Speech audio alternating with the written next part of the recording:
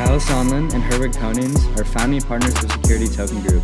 All opinions expressed by them or guests on this podcast are solely their opinions and do not represent the views of Security Token Group or its subsidiaries. You should not take any opinion expressed on the show as a specific inducement to make a particular investment or follow any investment strategy. This podcast is for informational purposes only.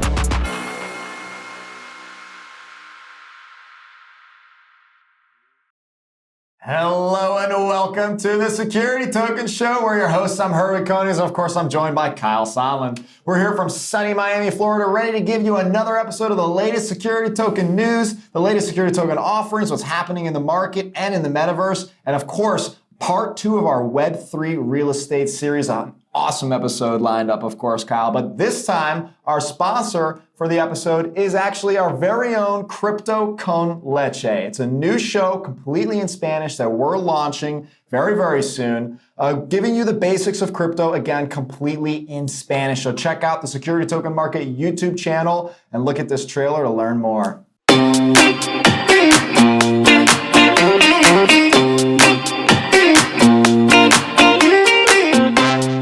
Bueno, yo soy Luis. Y yo soy Jason. Y esto es Crypto Con Leche. Estamos empezando un show nuevo, completamente en español, cubriendo blockchain, cripto, NFTs y por supuesto los security tokens, que es en lo que trabajamos nosotros. Claro que sí, conforme el show vaya avanzando vamos a tener invitados especiales, vamos a estar cubriendo noticias y todo lo que tenga que ver en este mundo tecnológico de la blockchain. Y bueno, nos vemos allá en Euroclear.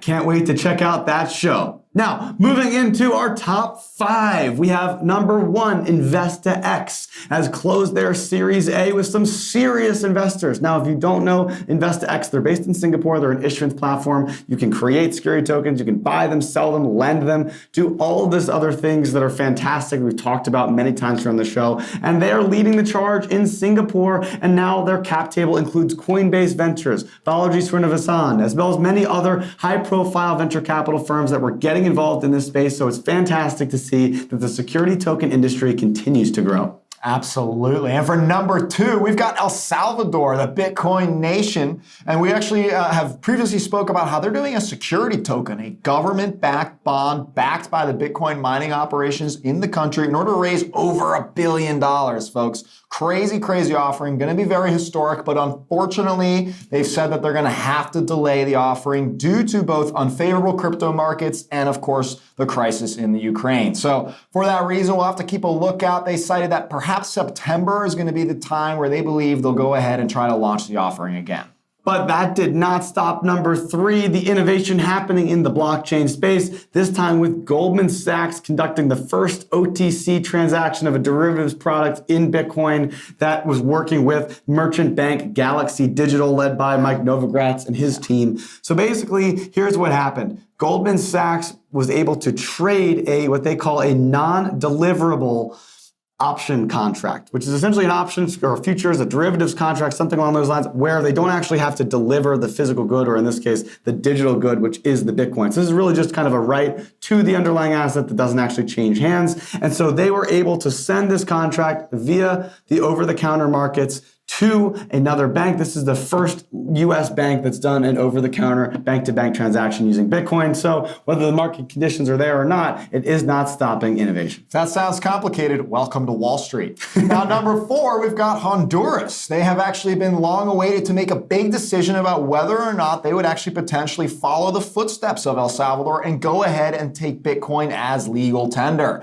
Unfortunately, signs point to that not being the case. In fact, their central bank has cited that a central bank digital currency is far more beneficial to their government, aka they would prefer monetary control over monetary freedom. So this, of course, has a lot of Bitcoin enthusiasts a little disappointed. And number 5, the FUD train continues to chug along. El Salvador postpones their bond. Honduras isn't interested in Bitcoin. And unfortunately, Fusang is looking to put a little delay on their IPO. They were going to do a security token backed by the exchange, raising up to $10 million that was set to go live here at the end of March. But unfortunately, they decided that the market climate is not suited for their fundraise at this time, and they are going to be delaying for a couple months. Unlucky, but we hope to see you soon. And they did cite that they obviously they want to do this right for the industry and for everyone. So for that, I applaud them because we also want to see them do it right too. And with that, let's get into the rest of the industry news with John Pittman.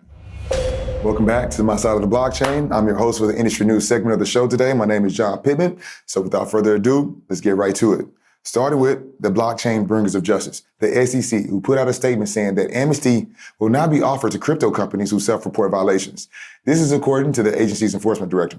However, while amnesty may be off the table, the director acknowledged that penalties may be diminished through cooperation. The director backs this up by saying that this is a significant benefit for self-reporting violations and working with SEC. Over in Thailand, their SEC is also dropping the hammer, banning crypto payments while also requiring disclosure of system failure from exchanges. The disclosure includes service quality and IT usage info, and they expect it from crypto businesses such as brokers, exchanges, and dealers. As far as the ban goes, the SEC highlighted certain risks, including the loss of value caused by price volatility, cyber theft, money laundering, and personal data leakage. Once implemented, businesses in Thailand will be barred from advertising the acceptance of crypto payments, establishing those payment systems, as well as tools and wallets that facilitate crypto transactions. Businesses found in non-compliance with the new crypto laws will be subject to legal actions, including temporary suspension or cancellation of their services. We have big news coming from Bitbond, a fintech company responsible for the first STO in Germany, who just announced last week the launching of Token Tool. So Token Tool is a Web3 powered asset tokenization utility that lets users tokenize bonds, stocks, utility tokens, stablecoins, and non-financial assets such as digital collectibles and digital art. With this tool, users can configure and create blockchain tokens on supported networks without prior registration, simply by connecting a Web3 wallet via MetaMask or Wallet Connect. Functionality features include token minting and burning, whitelisting addresses, even liquidity pool generation on DeFi exchanges. Token Tool is available for financial institutions, businesses, as well as individual token issuers and content creators. So last week, Euroclear, a securities clearing firm that claims it has over 37.6 trillion euros in assets under custody, announced an investment into Finality, a consortium of financial institutions focused on the regulated adoption of tokenized assets in marketplaces. Euroclear is also focusing on developing DLT to settle digital securities against digital cash through the partnership. They state the ultimate goal is going to be the increase of speed and efficiency of post-trade operations in areas such as market issuance, collateral trades, and interest payment servicing.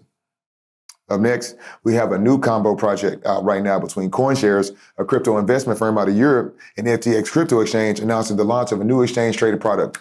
The product is titled CoinShares FTX Physical Stake Solana, and they're launching with 1 million SOL in seed capital, which are going to result in investors getting 3% in staking rewards.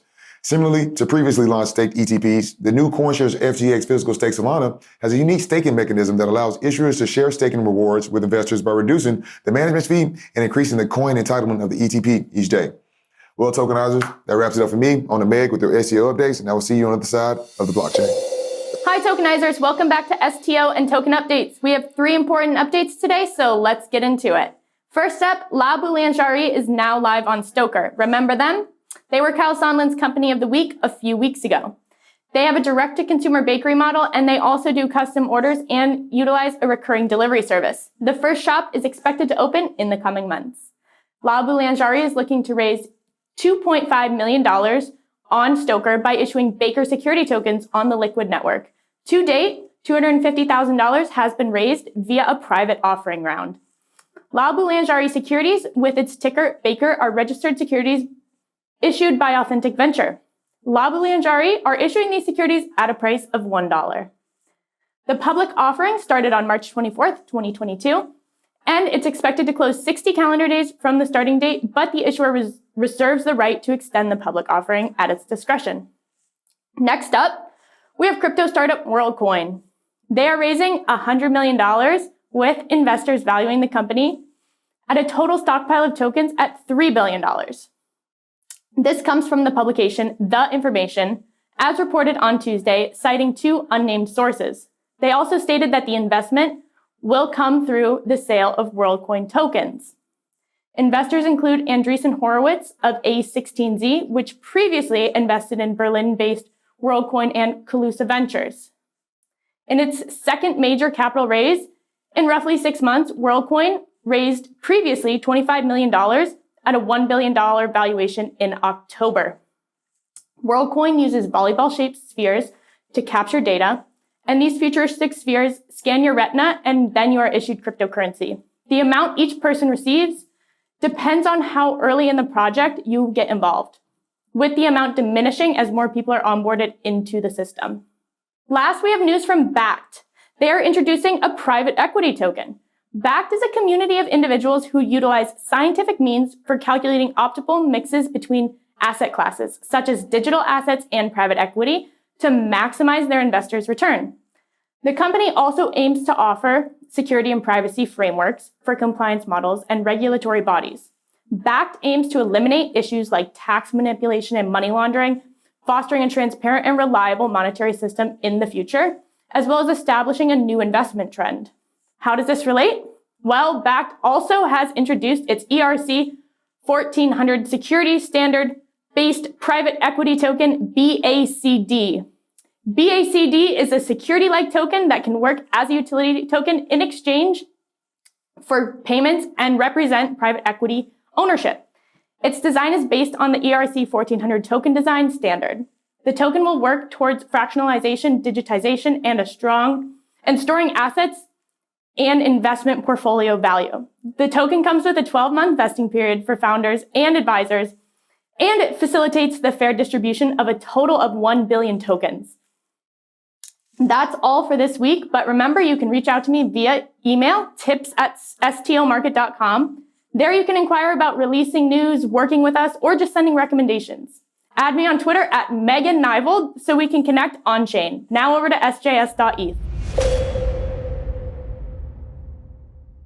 Hello and happy Monday. The market closed down a hair to a $4.233 billion market cap. T0 has been able to hold the $6 mark, even though volume has begun to slow since its new CEO and investment catalyst. Exodus is now officially trading on securitized market. If you remember, Exodus leveraged the securitized platform to complete the capital raise, including the onboarding of investors, issuing shares as digital tokens, and managing share ownership and activity. Trading on securitized markets is now going to bring a number of benefits previously unavailable to Exodus investors. This includes 24/7 order placement, trading from 8 a.m. to 8 p.m., near instant deposits, and that includes USDC as well. Having their token trading on multiple platforms will be very interesting to track, as there will surely be arbitrage opportunities between the exchanges. And today, we're going to dive into the technicals of two of the largest security token exchanges in terms of market cap with their own token, T0 and INX. And as you know, T0 trades Exodus as well. From a technical point of view, T0's token has broken out of the consolidation pattern that was forming towards the end of 2021 and reached highs of $8.80.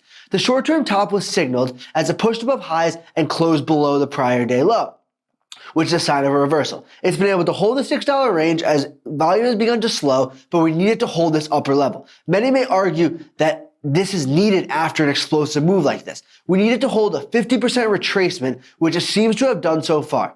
There are wicks below this 50% retracement, but it's been above for the most part. That's the line in the sand. Investors in T0 need this to hold at this point, otherwise it may head back down to the high $4 or $5 range where it previously had support. On the flip side of things, let's look at INX. Investors have struggled to give the INX token a push towards highs, and it has slowly bled lower, even breaking the opening price of 90 cents for a short while. Buyers were able to reclaim this vital spot, as a break and hold below lows may signal more downside to come. This week, the token is up over 20% on higher than usual volume, a strong sign for investors. Given the current market conditions though, INX investors are going to need to see another catalyst to see it getting going again. If equities can pick up, INX will likely follow, but an explosive move to the upside is unlikely without this catalyst. Now, it's really important to look at the acquisitions that INX recently made, as we believe that this is going to pay off for them dividends in the long term, but for short-term investors, there may be a little bit more pain. That's all for now, but I'll see you next Monday on the Security Token Show. Have a great rest of your week. Wakey wakey, welcome to Inside the Metaverse with your host, Eve Van Call.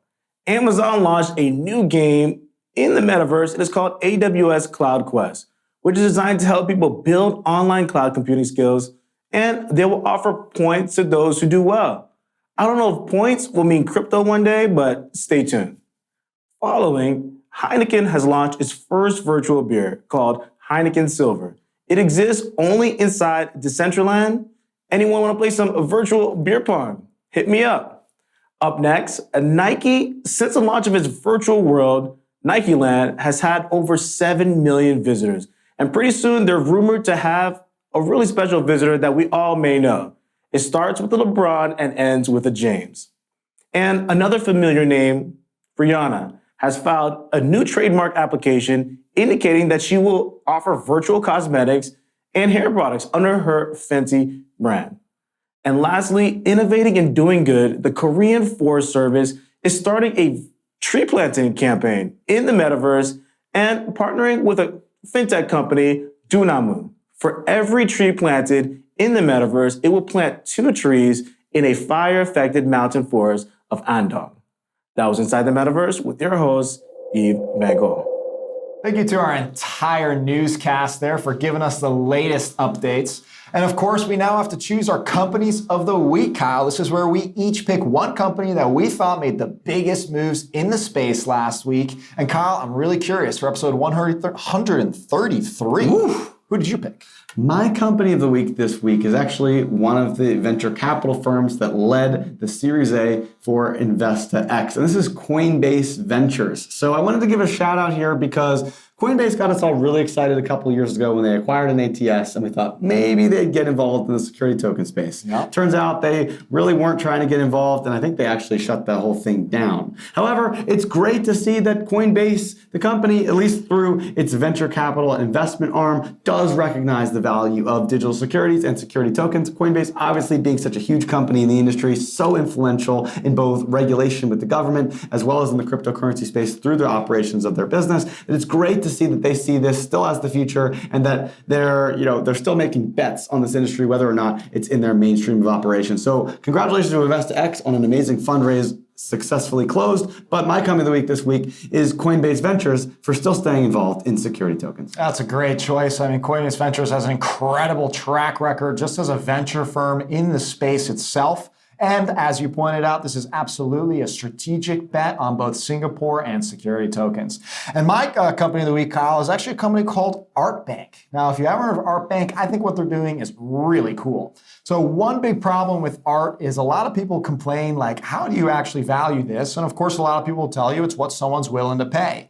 Not so with ArtBank. They'll tell you, in fact, they have 2,000 different data points that they run for any piece of art in order to determine what the potential value of that art actually is. Super useful data-driven solutions for valuating assets. Very important for security tokens and assets in general that are trying to live in a digital ecosystem. And so for that reason, ArtBank is actually my company of the week, but it's worth mentioning, Kyle, that they also have planned a security token, the ABK token, which will give you an interest into the company that they are planning to launch.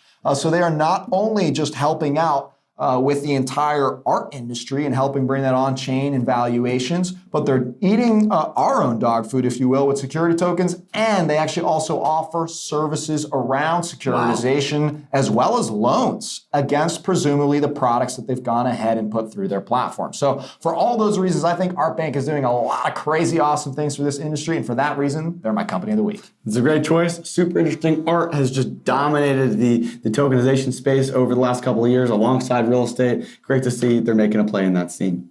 Now let's move into our main topic. And now for our main topic for episode 133, we are continuing in our series of Web3 real estate. This is episode 2, but if you missed episode 1, definitely check that one out first. We're talking about security tokens, how you can have fractional investment around the world into a real estate property, trade those things like shares. You don't want to miss it. Now we're going to be talking about everything to do with digital currency transactions leveraging real estate. How can you pay using cryptocurrency? How does the deed get represented in an on-chain transaction? What goes on there? That's episode 2. And then finally, tune in next week for Metaverse real estate. What happens when you have virtual worlds and you have land inside of it? What does that look like? How does it transact? And how does it get taxed? But either way, episode 2, let's not get off topic. Obviously, we've got Herwig Konings. He is our leading expert. We got everything tokenization structure. Let's talk a little bit about Paying with crypto, leveraging real estate to kick Well, off. I certainly prefer talking about security tokens, and I'm fascinated by that metaverse real estate stuff. But yes, there is in fact an application for the physical world of real estate.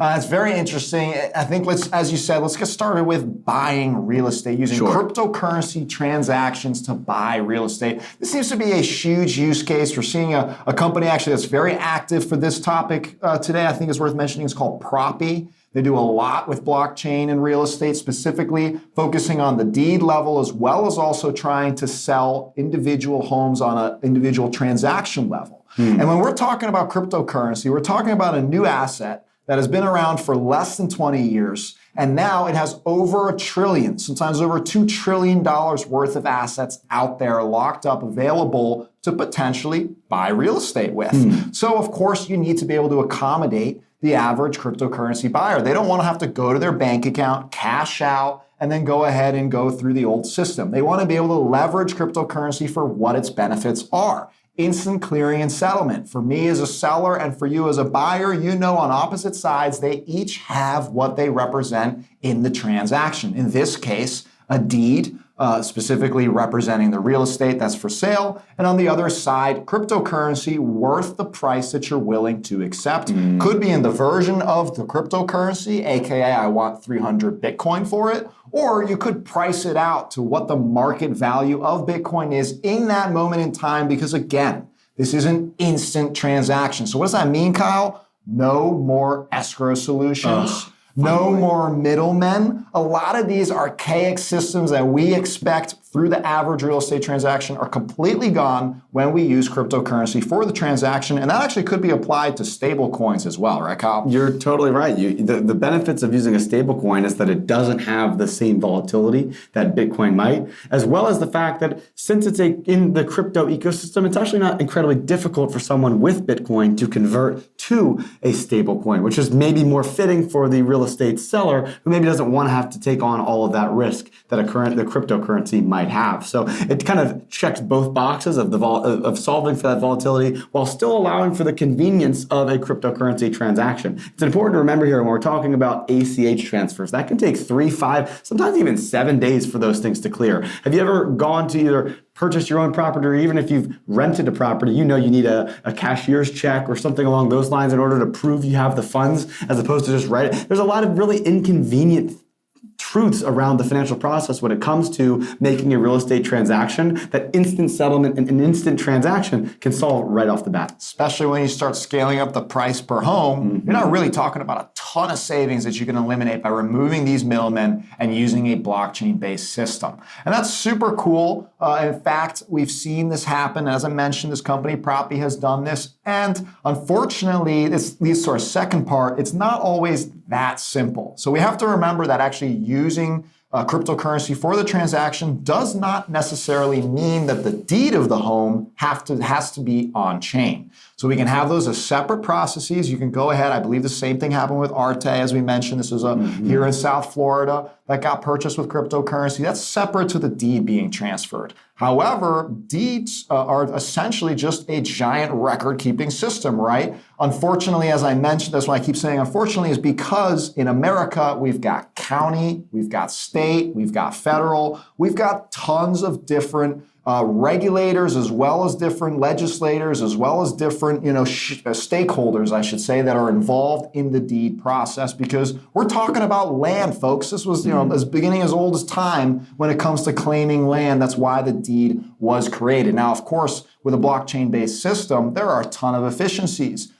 Pretty much, I would reckon to guess that a majority of deeds and records with counties and such are actually paper-based still today. Probably. Which makes, looking up information, figuring out what the value is of certain areas and homes and things like that, very, very, very difficult. So of course, if we had a digital ledger that we can rely on the underlying information as, immutable truth, we've got a really great deed management system, don't we? Yeah, companies like Invenium have touched on similar processes as well. We've just met with them at a great conference that they threw here in Miami, and they've talked quite a bit about how the real estate process is relatively straightforward in the sense that most transactions occur kind of the same way. It's just incredibly manual to actually enact that process. So if you can essentially automate a lot of these forms to programmatically generate based off of, all right, well, we know we need this amount of information. So if we collect this information, we can just generate the reports that are needed and create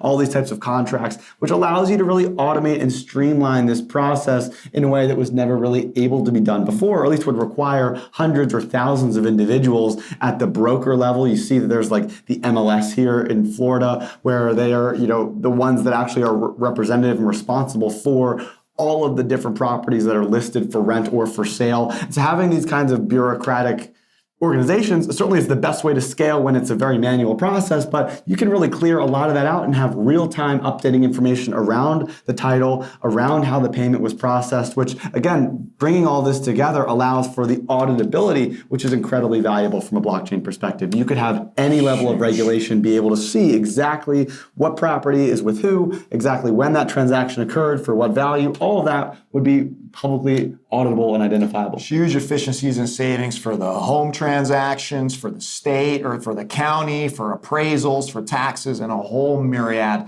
of reasons. But I will say that at the end of the day, I have a little bit of a criticism. So, of course, the future of buying and using cryptocurrency, especially as you pointed out with a stable coin, makes a ton of sense to me. That is absolutely the future of buying real estate. When it comes to all of the state and federal and county kind of red tape, if you will, that comes around title, I think blockchain is the future, Kyle.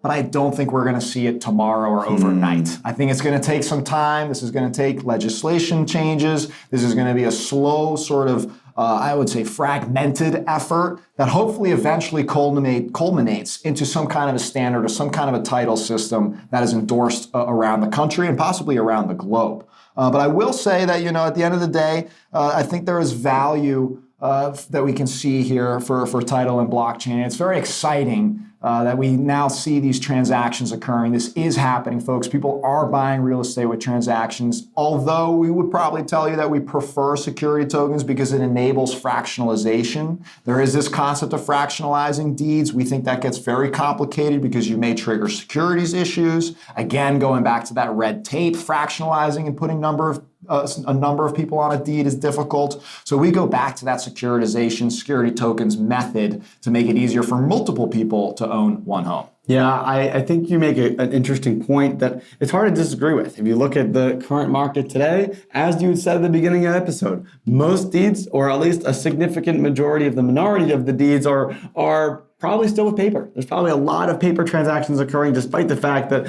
pretty much anybody would tell you that using the internet is a more streamlined feature. So in the same way, taking it one step further, you still got to get those paper ones to the internet before you're going to get the internet ones to the blockchain space. But on top of that, as you said, you got to walk before you can run. So you got to walk by potentially figuring out, okay, how can we accept additional means of payment? How can we streamline the payment process? Then, of course, there's working on some of the administrative tasks, getting those on chain, automating those things. And as you said, blockchain can really transform the real estate industry as soon as new investments can come in through security tokens. So I think that all these pieces come together. And then, of course, the step well beyond that, which we'll be covering next week, is digital real estate and how that works, which is going to be a really fun episode. You're going to have to check in next week. Definitely has nothing to do with everything we talked about today with physical real estate, but you'd be surprised that a lot of these blockchain benefits will actually translate over. And with that, of course, that ends our show today. We hope you liked it. If you have questions or feedback, please reach out to Kyle and I. We're available on all social media channels. We've got a super active Discord community as well at Security Token Market.